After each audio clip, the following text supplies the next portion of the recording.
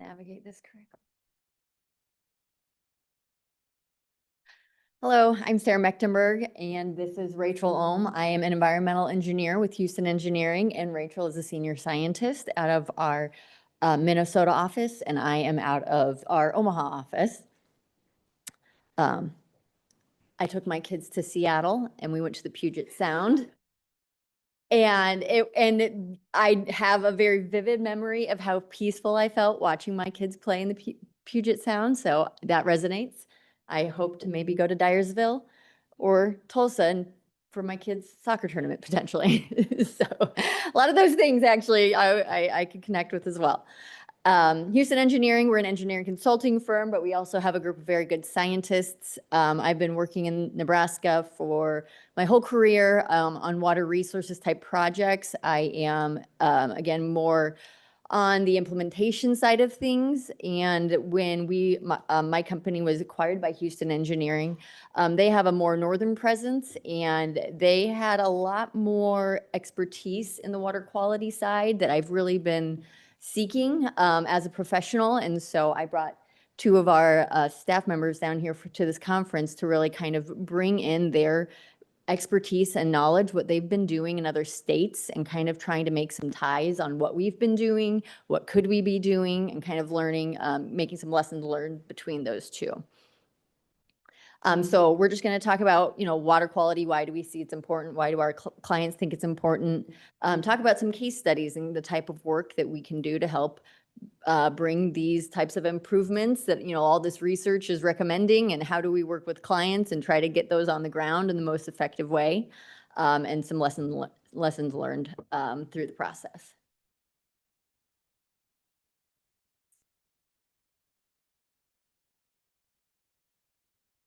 Good morning, everybody.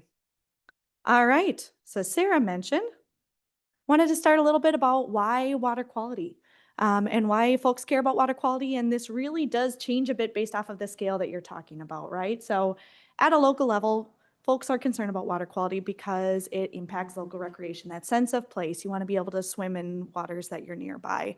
Also public health with consumption of surface water that's used as a drinking water source, and home values and economic industry associated with nearby communities that are experiencing less than desirable water quality conditions.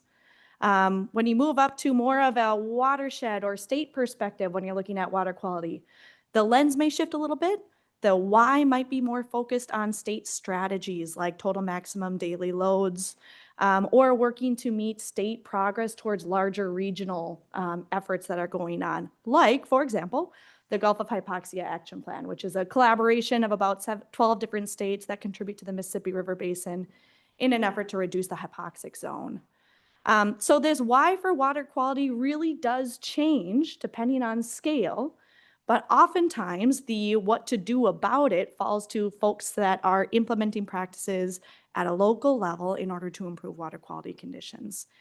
And those folks oftentimes have a series of challenging questions about where is the best place to start in order to put practices on the ground to make progress towards water quality targets. Where do you locally invest those precious dollars to make sure it's going the furthest place possible? And importantly, how do you track those efforts to make sure that there's accountability on the other end, both to your community in terms of dollars used as well as to the larger state?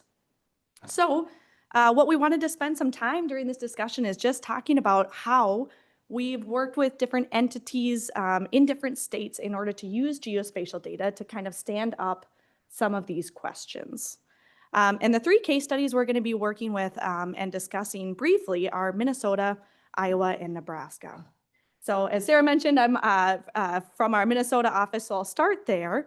And Minnesota has been conducting watershed planning efforts at a comprehensive scale along major hydrologic boundaries under what's called the One Watershed, One Plan program. The planning is funded through legacy dollars that was passed through the Legacy Amendment in 2008, runs through 2034, which funds different Clean Water Fund initiatives, inclusive of comprehensive watershed planning and also non-competitive implementation efforts that come out of a completed watershed plan.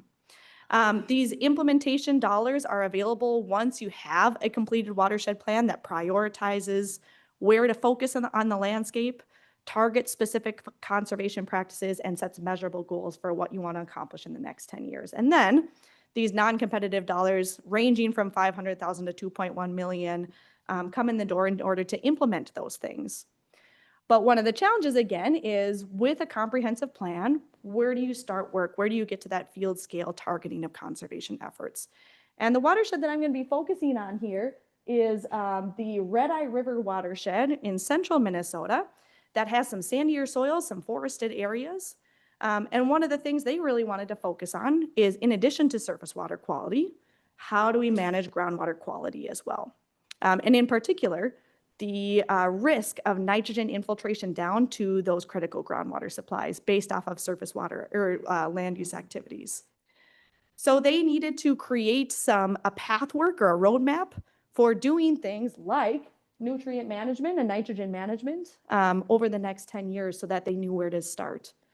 So they used geospatial information in order to figure out where on the landscape are the highest areas of groundwater recharge, based off of land use activities and based off of things like crop rotations, what type of nitrogen inputs are going on the land, and based off of soils, what's the denitrification potential of water as it moves and percolates through the soils before it gets to that underlying groundwater. They layered all this information together, kind of pancaked it together into a total nitrogen infiltration risk map, which is what they're using to guide implementation efforts over the next 10 years specific to nutrient management. So just kind of an example about how this geospatial information has been useful in order to inform local conservation efforts, so those staff that are working at a local level know where to start, which smaller subwatershed area to start in. Another case study that I wanted to bring up was in Iowa is in Iowa. Here, a watershed coalition called the Little Sioux Headwaters Coalition received a planning grant from the Department of Natural Resources in order to create a water quality and water quantity focused plan for an area that surrounds the Iowa Great Lakes. So a really critically local resource for recreation, for connection to place, and also a really important place economically for the state as well. So as they started this effort, they really wanted to answer the questions about how do we connect to those larger water quality goals, like those regional scale Iowa nutrient reduction strategy targets, but also how do we connect to those smaller scale water quality questions? Like how do we protect the lakes that are critically important to this community? So they used a different geospatial information informed by a model called the Prioritized Target and Measure Application, or PTM app, in order to figure out how do we as a group make progress towards that Iowa nutrient reduction strategy target. In this case, for a 10-year goal, they wanted a 10% total phosphorus target. So they use this geospatial information to prioritize locations on the landscape that are cost effective for moving the needle on a water quality perspective. So using this data and information, they were able to zoom into a particular planning region and say, where are those hotspots on the landscape for sediment that's arriving to the outlet of the planning region, as well as for phosphorus that's arriving to local lakes. These hotspots allow them to figure out who are the landowners we talk to first to see what type of voluntary conservation efforts they might be interested in. And if they're interested in a particular resource, having that information at their fingertips as well. So shown on the screen is a resource called Jemerson Slough. So this geospatial information gives them information for if they want to work in Jemerson Slough and really move the needle on that particular resource. These are the cost-effective practices that they can implement in the highest loading areas to that particular resource to make the most of the dollars that are being invested. With that, I'm going to pass the baton back to Sarah. Just playing a little tag here. I want to talk about one project that we have done in Nebraska that we've been involved in, and it does relate to water quality. It was through the Lewis and Clark NRD. We also use some geospatial elements. So again, just kind of trying to tie this all together. How do we use these components in our water quality planning? The source for this one, the funding source was an EPA 319 grant.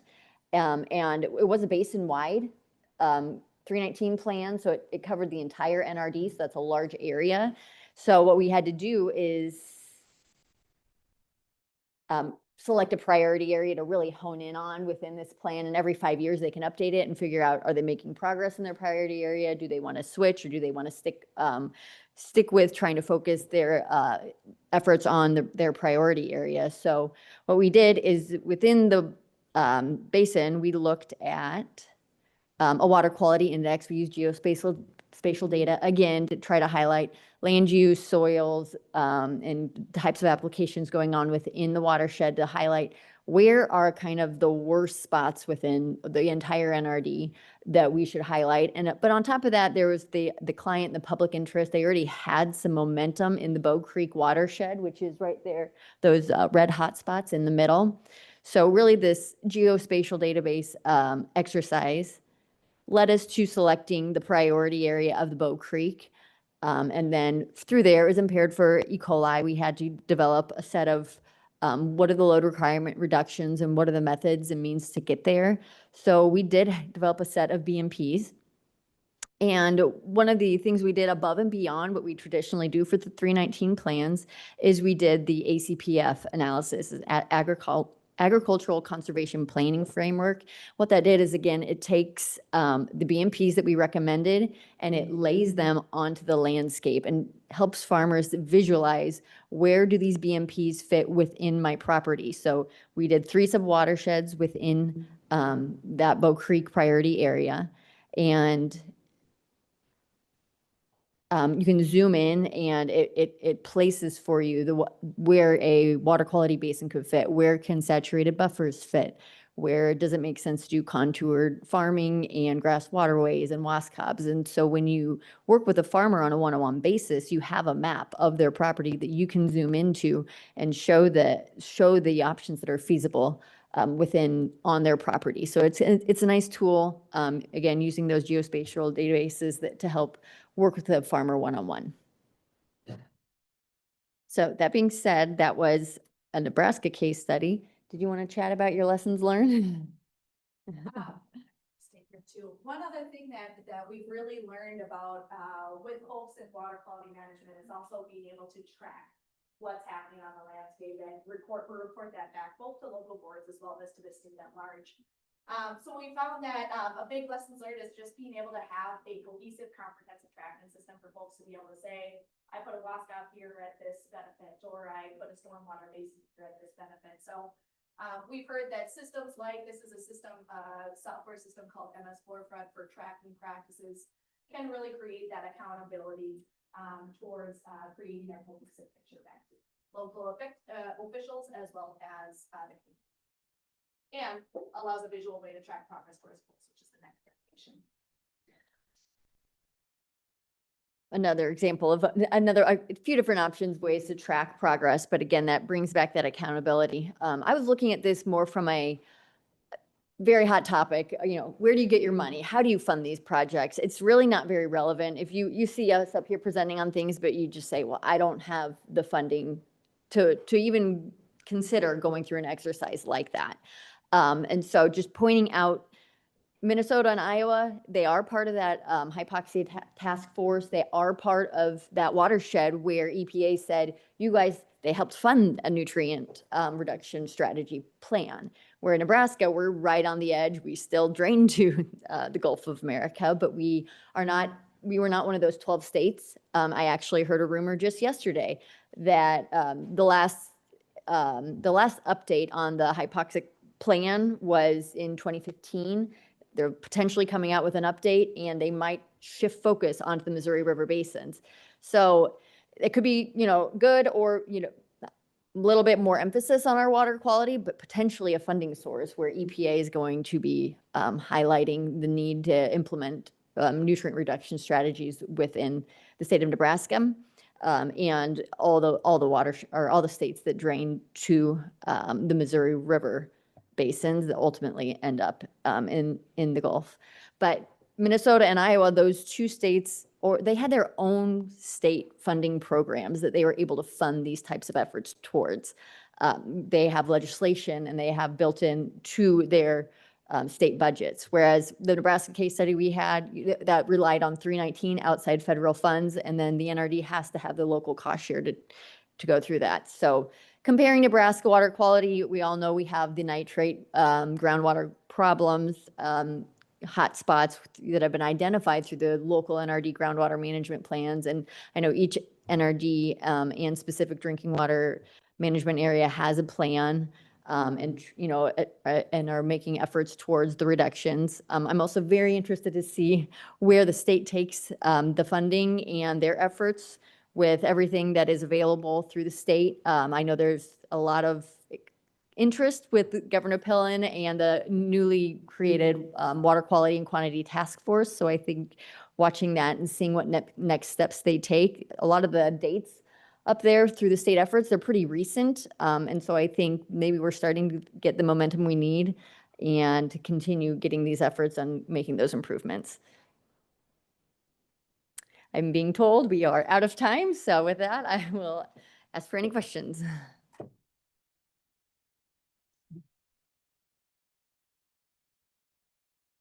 Sarah, thank you, Rachel. We have a couple of minutes for questions, so. The back?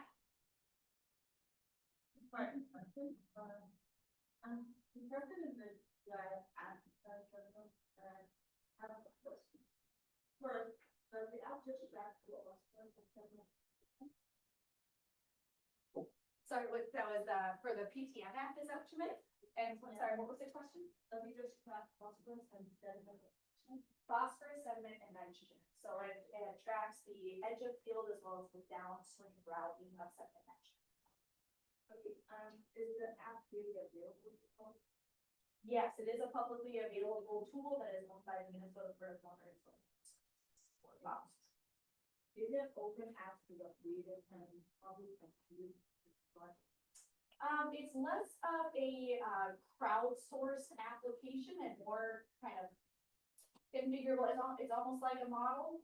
So it's not something that where the code behind the tool can be updated. But it is something that folks who have access to through the Bowser website, the Board of Water and Soil Resources website. Maybe paper that comes with an app where we could do the Yes, Bowser does have a how-to guide as far as how to use it, as well as information about how the tool was actually created. Time for one more quick question.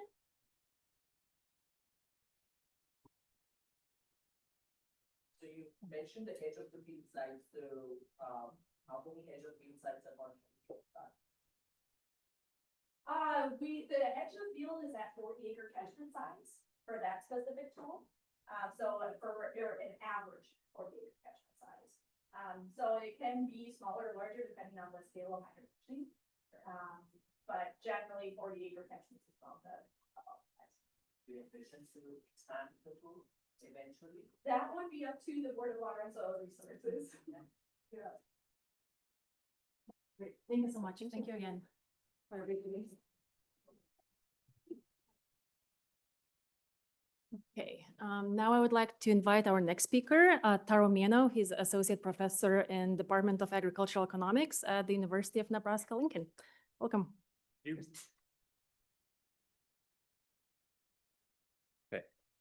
All right, so I have to tell you first that you'll get a very different feel from my presentation than the previous one. It's kind of dry. And that's what you get if you invite economists to talk.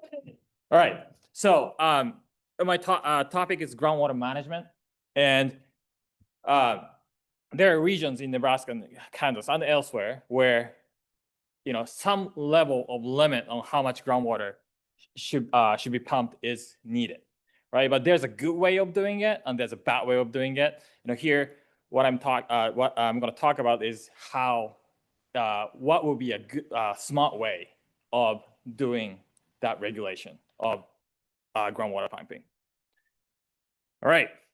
So I don't have efficient groundwater management is critical, right, for sustainable profitable agricultural production in Nebraska and in elsewhere, Kansas, Colorado. Okay, and quota, which is the limit on groundwater extraction, is the most common form of groundwater use regulations in Nebraska and Kansas, but its design varies significantly across NRDs and GMDs. Okay, And I haven't seen any systematic evaluation of the economic and hydrologic implications of how the quota system is designed. Okay, and that's what my presentation is going to be about. Okay, so here are some examples of existing quota designs. Okay, so there are 4 important kind of parameters in quota design. So one of them is allocation length in year. So for example, if you look at Lower Elkhorn, it has 1 year. That means, and well, with annual quota of 8 to 15 inches, typically 13 to 14 inches. So that means you will get, farmers are given the right to pump 13 inches annually. And you will be given that quota every single year.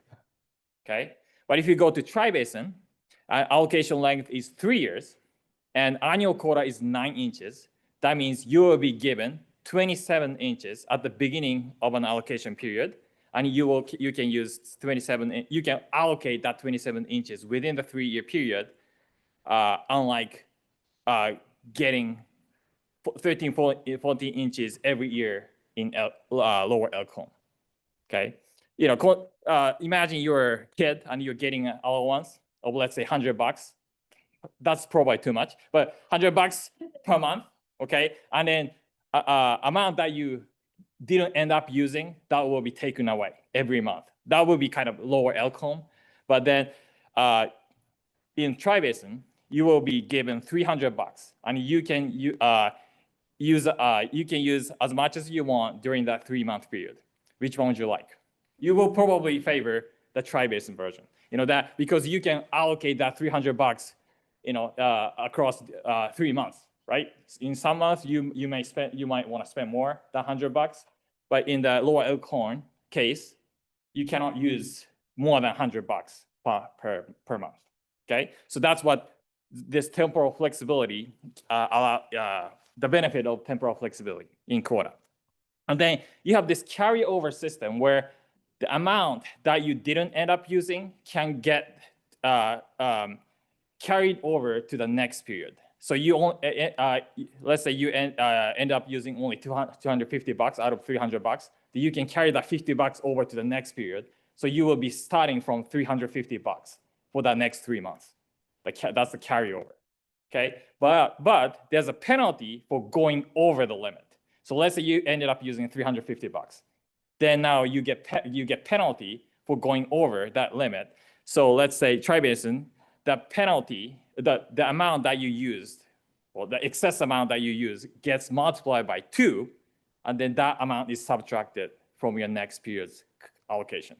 So let's say, so you used 350, so 50 is the deficit that you have, that gets multiplied by 2, so $100 is gonna be subtracted from $300, then you start with $200. Does that make sense? Okay, so that's the, but we are talking about water, okay, not money. All right. Okay. So research question: what are the economic and hydrologic impacts of the quota design?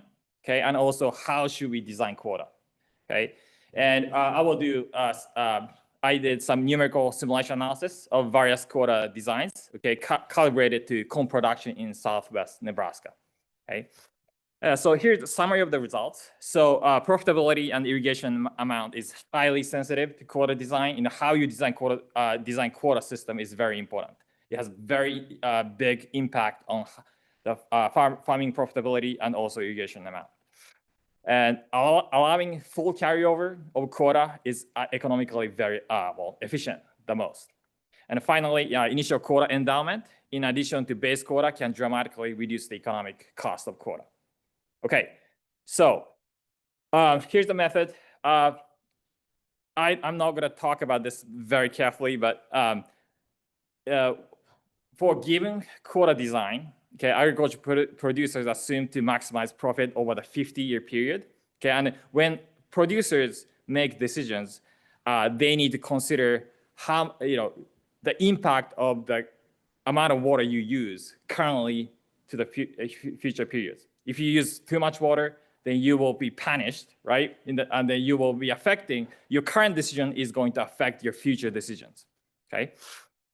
All right, and in this simulation, the calibrated model suggests that the farmers use 12 inches on average, okay, annually, and that's consistent with the historical water use in the southwest Nebraska.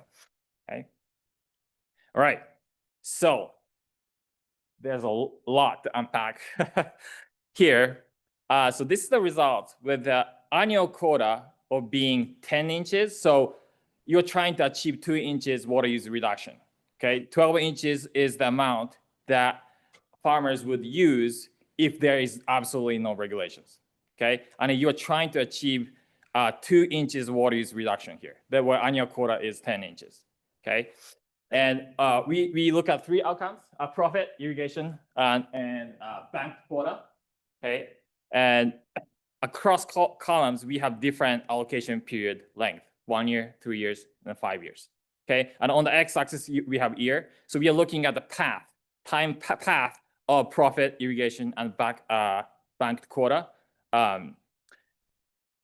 since the start of the quota.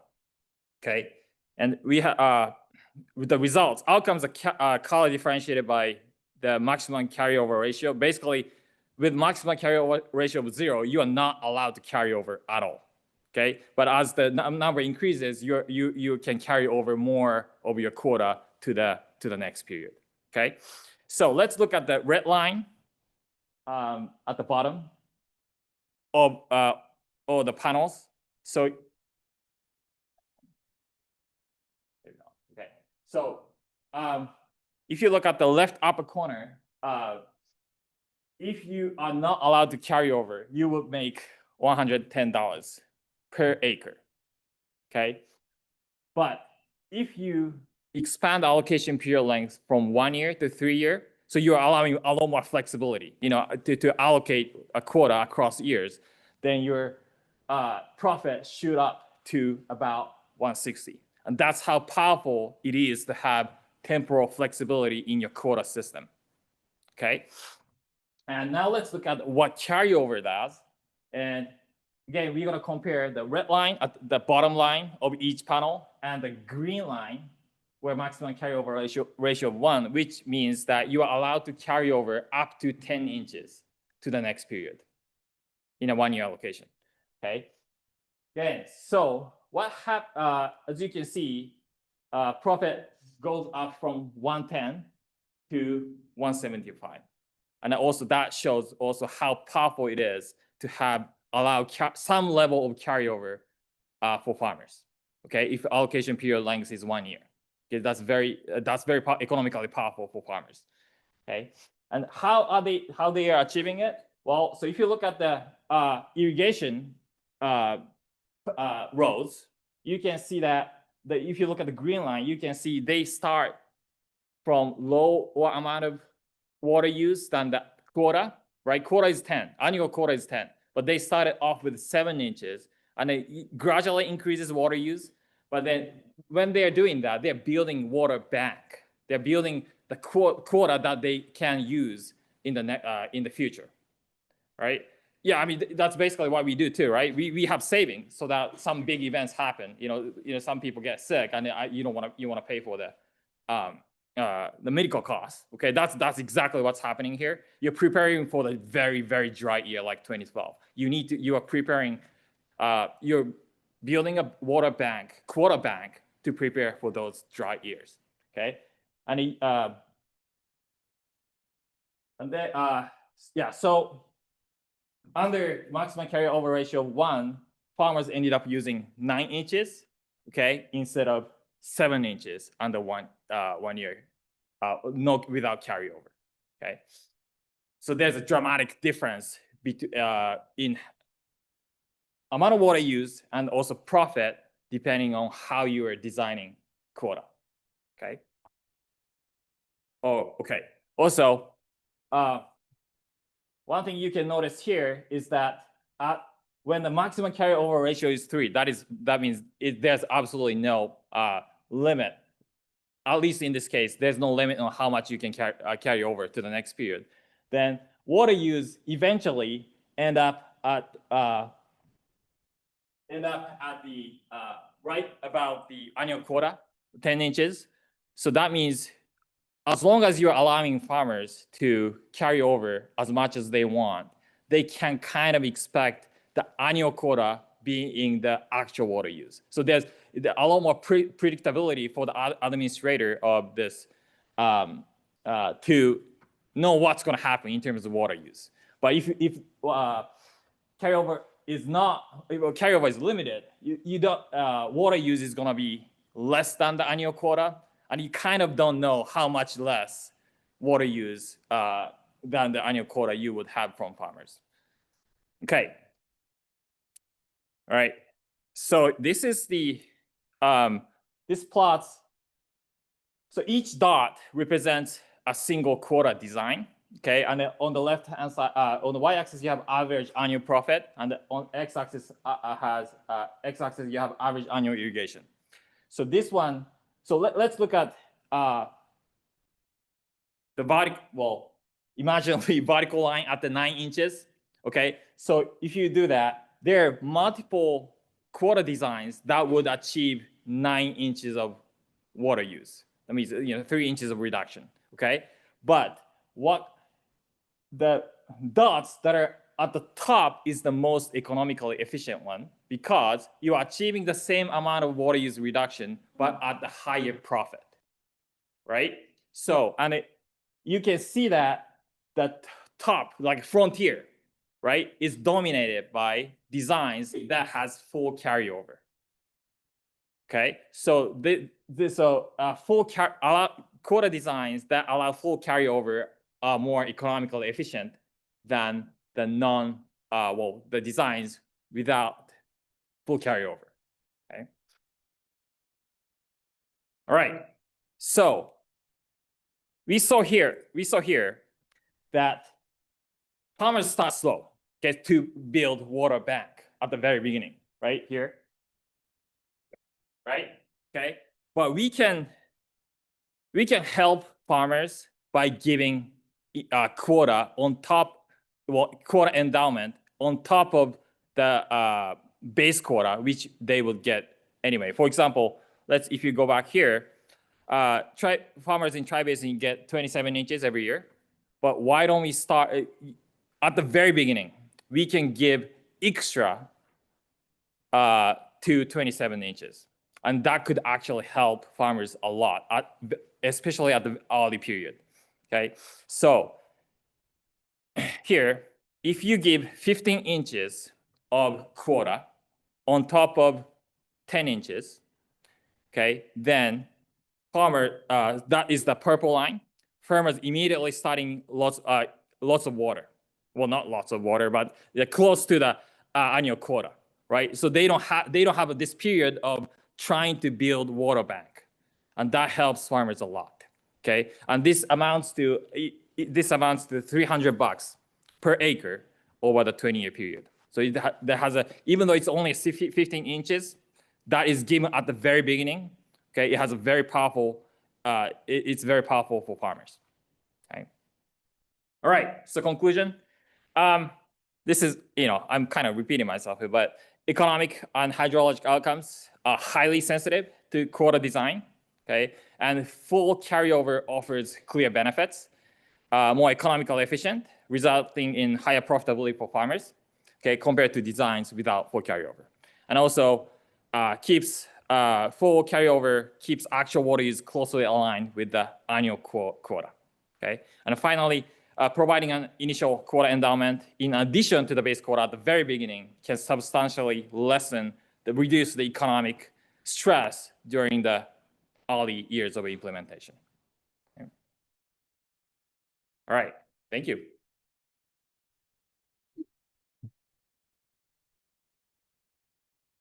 Sara, we have about 3 minutes for questions. All right. Was this only corn? Oh, yes, thank you. I should have mentioned that. Yes, this is corn. This is corn production in southwest Nebraska. Environmental impacts during that time frame. In other words, when you measure profitability. Yeah, so that will be a great extension of this work. This one focused on economic implications mostly. Yeah. By farm, and the upper, the middle, and the twin plat. Oh. So it's kind of part of the allocation. Yeah, process. yeah, Your concept of the initial bank, we have over 100 inches of saved water. Yeah. That we can't access. Yeah. That as a result of compacts. Yeah. And that was my next question is the regulatory expectations around that also need to be integrated in. Yes. Or could be. Yeah. Because they've shut down us being Yes. able to access saved Oh, water. yeah, yes, yeah. So that incentive to save is essentially. Diminished, yes. So then to not Yeah. either withdraw the resource or to keep the money that it costs the energy to withdraw. Yeah. So No, I totally agree. That this is more like ideal situation where we can, yeah.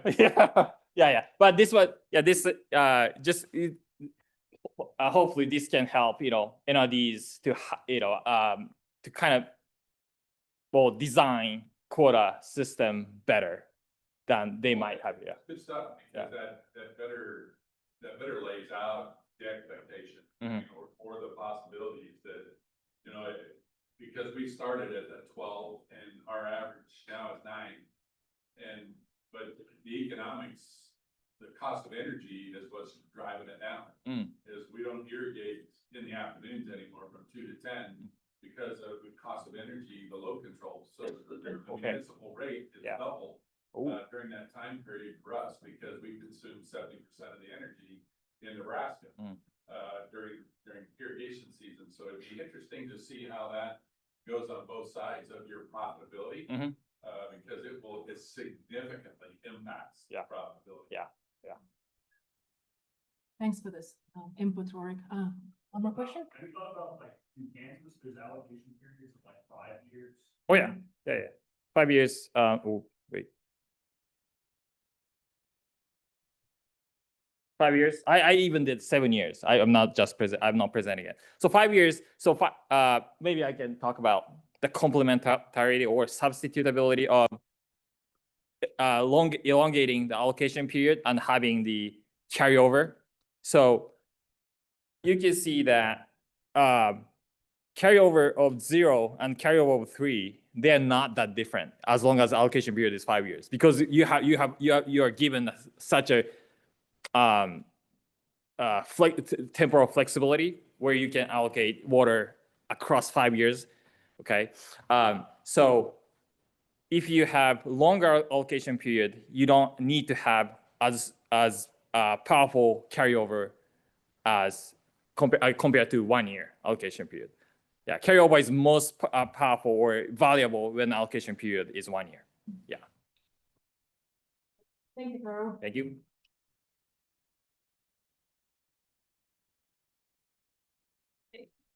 And with this, let me invite our last speaker in this series, Robin Rotman. Please come on over. Robin is an assistant professor of energy and environmental law and policy at the University of Missouri School of Natural Resources. Welcome, Robin. Here. Great, thanks for having me. And thanks to the conference organizers. This has already been a very fruitful event. And I'm glad to have this chance to present a project to you. So we'll be kind of going back to where Judith began this session, talking about a connection to place and the role of water in that. We'll be talking about a community engagement strategy to inform wetland restoration efforts in the Blue River watershed of Missouri and Kansas. And I'm here speaking on behalf of my team. My co-PI is Professor Kate Trouth from the College of Engineering, Department of Civil and Environmental Engineering. And we have 2 PhD students and 2 undergraduates working with us in this project. You can see it's telling me to restart the computer, so we're going to snooze it. And we're all part of the Missouri Water Center that was spoken about this morning. And I think this is one example of the interdisciplinary collaboration that the center is trying to achieve. So on the topic of EPA grants where the words had to change, here is another one. So this is funded through an EPA Region 7 Wetland Program Development Grant. And initially, the project focus had some components that are no longer a priority. And so we also are in, despite the fact it's been a year since the inception of the grant, we're still in the early stages of conducting the research after doing those revisions. And this project fits within the Missouri Wetland Program Plan, specifically the element that encourages cooperation between universities and state agencies.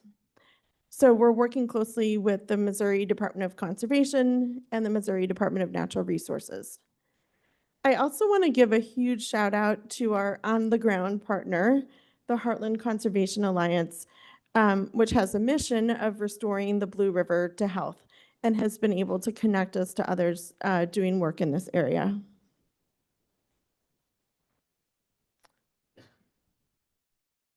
Oops. So 3 objectives for this project. The first is to understand the perceptions, preferences, concerns, challenges in the Blue River and Little Blue River watersheds. We then want to identify priority locations for wetland restoration in these watersheds using a combination of environmental characteristics, so topography, flow, and stakeholder preferences. And then ultimately, the tool that we intend to develop that would have a broader use is a best practices document for conducting community engagement around wetlands that could be used in other states in the Great Plains or in the Midwest region. So again, this first phase focuses on the Blue River of Missouri and Kansas. This is a watershed that has received significant attention from both federal and local authorities. It's sort of the lifeblood of the Kansas City area, impaired for E. coli. And similar to some of the images that Judith had shown, it's just a river that has been perhaps over-engineered and yet neglected. And so there's a lot of potential to rejuvenate the watershed. It spans from rural areas in the Southwest, part of the watershed, so in Kansas, that are primarily in agricultural production, to a large suburban area, and then to the urban core in Kansas City. And here's just a few pictures of the watershed. The Heartland Conservation Alliance that I mentioned conducted a tour this past March that we were able to participate in under the umbrella of the Blue River Federal Urban Waters Partnership, where a number of us working in the watershed were able to travel the whole length of the watershed and see some of the different landforms and talk about some of the issues that the region is facing. And so if we start in the to your lower left, one is channelization and a desire to re-meander the stream, but some concerns by local government about what that might lead to in terms of flooding or other implications. Urban stormwater retention in the upper left is a significant challenge.